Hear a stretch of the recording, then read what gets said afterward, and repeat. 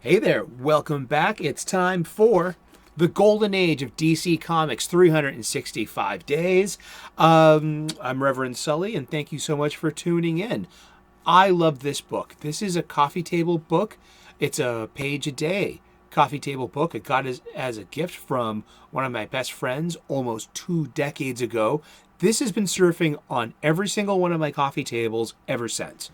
And it's been a conversation starter. It's been something nice to look through and to read occasionally. And it's a nice trip down memory lane and a good lens through of American history at a certain time, especially during wartime and post-depression. It's there's actually a lot to this, and I really like it. It piques my interest on many levels, and on top of it all, I'm a huge comic book fan. So we're going to be talking about comic books every day for the rest of the year. If you tune in tomorrow at 3 p.m. Eastern U.S., we'll figure out who we're going to be checking out tomorrow then. But today, it's February the 23rd, and we are being introduced to a new star-spangled feature with Tex Thompson as Mr. America. All right. The bullwhip wielding Mr. America. He debuted in Action Comics number 1 in 1938 with Superman. Yeah. So resigning. This is by Bernard Bailey and art by Bernard Bailey. And the narrative caption here, I'll read it to you in my heroic dramatic voice of yesteryear. Resigning from the staff of Special Prosecutor Maloney, with whom he had been cleaning up the city's rackets, Tex Thompson undertakes a special mission abroad for the War Relief Commissioner. ... Ellipses. And this is art by Bernard Bailey from Action Comics number 33, published in February of 1940. America had not yet entered World War II, and that would be in the Pacific. Yeah, engaging in Europe came just a little after that. But here we go. It's February 23rd.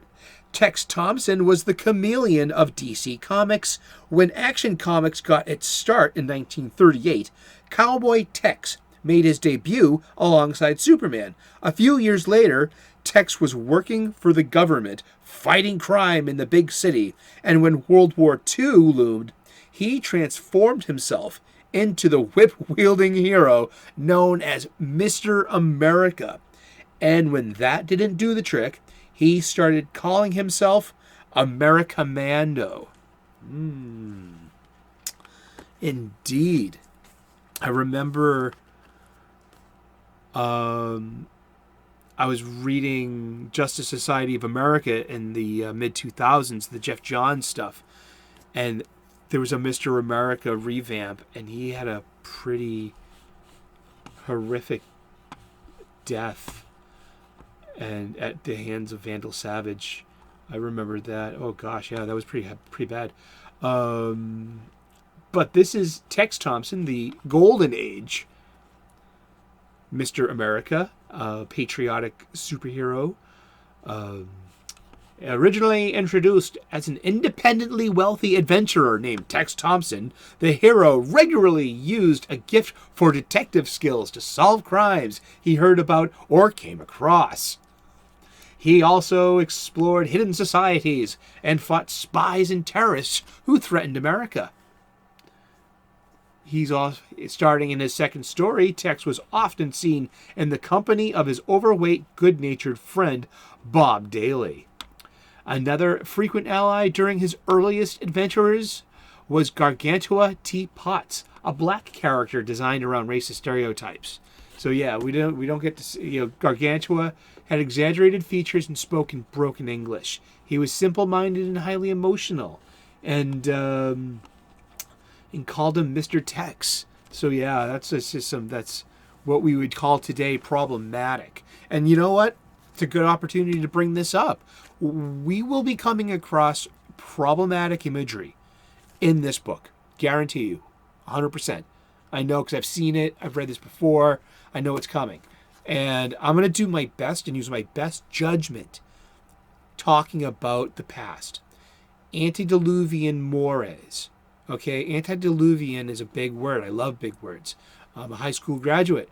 I love having a good vocabulary. Comic books were a big part of building a vocabulary. Comic books taught me big words. I'd always be grabbing a dictionary or my encyclopedia to figure out the context of certain things. Sometimes references will fly over your head. Sometimes these comic books can be pretty deep. And yeah, so that is February 23rd, Mr. America. And Tex Thompson as Mr. America. Let's look at this art once again. Ripped from the headlines kind of thing. That's what I get when I see this. This is like, weakness invites danger. Court-martial. Men against America. Local air bases. I mean, is your interest piqued? I mean, this is an ad for the upcoming, character change. I guess he started off looking like a cowboy, but when World War II came around, they gave him this heroic, patriotic design, and he became a new hero. And yeah, but we will be coming across problematic imagery. We will be coming across what would be conceived today to be in bad taste.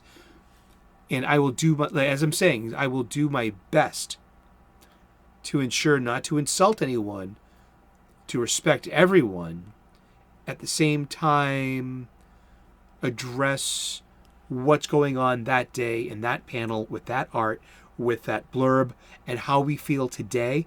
But also, we have to go through it. The only way out is through. We can't avoid it. Now, if I see something that I deem a bit too offensive or provocative, you have to be sensitive in a way. Just it doesn't take a lot to be aware and to act with that. And so if I see something that I don't approve of, I'll put my finger. A lot of things are facial. You know what I mean? A lot of things are coloring. A lot of are based in trope and literal stereotype. And I will say this much though: it's not a defense of stereotyping or of racial coding or of more of a neutral stance. Okay, we talked the other day about the iconic value of the Batman logo and the Superman logo. You can transmit a lot of information very quickly, very succinctly, if that person has if the person that you're showing that to has your same cultural awareness and your cultural literacy. If you share that, hold on. A cup of coffee. Yum. Stereotypes, unfortunately, did the same thing. See, we didn't have the internet back then. Culture was a bit more broken up. There was not the need for a sensitivity. It wasn't about... I think that the intent can be cruel.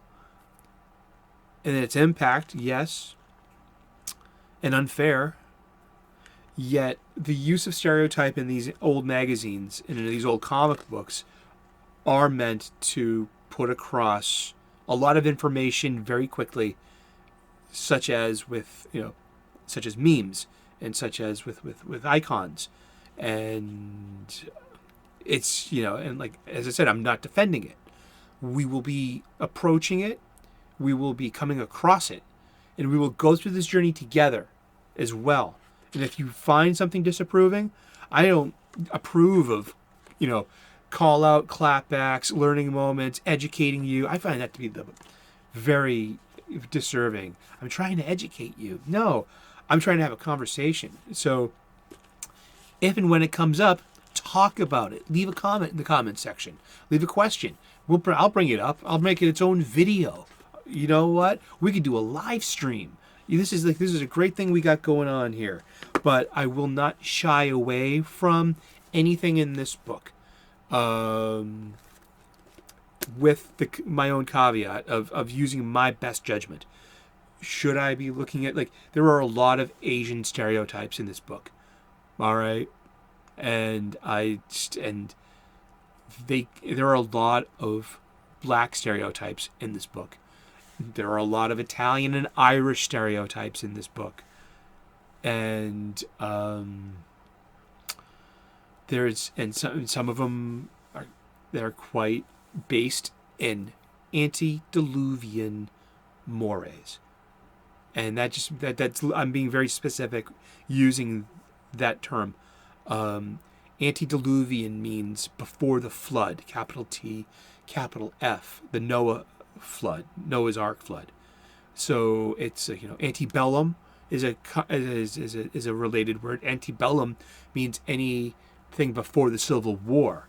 Ante is the Latin prefix meaning qui bono. Latin's cool. But it's history, and we go through it together, and we'll go through it together, and we'll talk about it together too. If there's a problem, let me know, okay? Because there will be problematic stuff in this book, I guarantee you. And thank you so much for tuning in today. It's the Golden Age DC Comics, 365 days. I promise you we're going to talk about comic books for the rest of the year. So tune in tomorrow, 3 o'clock Eastern PM, U.S. Eastern, and see who we're talking about tomorrow when we turn the page. Like and subscribe if you could be so kind. I want to earn your subscription. I make daily content. An ordained minister, an amateur theologian. We get spiritual here. I'm a professional chef. I want to share with you some cooking hacks so you can make nutritious, delicious, and beautiful food at home.